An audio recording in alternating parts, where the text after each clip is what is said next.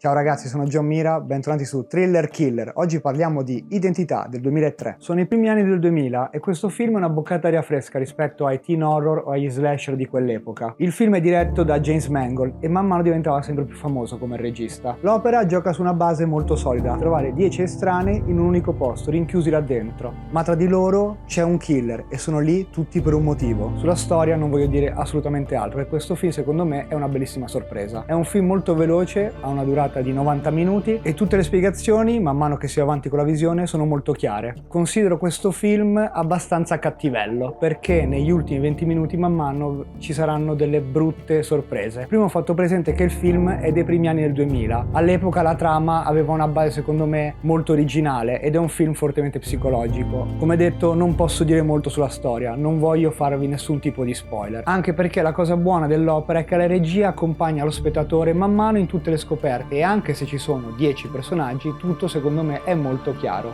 Come già detto in un'altra rubrica, Mangold secondo me è un regista molto valido e questo film è uno dei suoi primi passi di successo. Mangold è un regista che gestisce opere molto differenti tra loro e questo è il suo thriller, diciamo. Non è un film splatter, però è abbastanza spettacolare nelle morti, una cosa che andava molto in voga in quegli anni del 2000, ovvero che all'epoca si volevano spettacolarizzare certe scene cruente con movimenti di macchine e montaggio e questo film non esagera nel far vedere troppo sangue, però non si rimane neanche impassibili. Come in molti thriller, negli ultimi 20-30 minuti ci sono tantissime scoperte per lo spettatore, ma in questo film, negli ultimi 2 minuti, la situazione può anche ribaltarsi completamente. Come detto, è un film un po' cattivello. Parlando un attimo del lato psicologico, il film poteva essere molto più drammatico o addirittura serioso, ma si voleva fare invece un'opera di intrattenimento. Non un film stupido, ma neanche un film pesante per lo spettatore. Quindi Identità è un film che consiglio assolutamente per gli amanti del genere. Io sono John Mira, questo era Thriller Killer, seguiteci su tutti i social, mettete mi piace, condividete il video, un saluto da Wikos.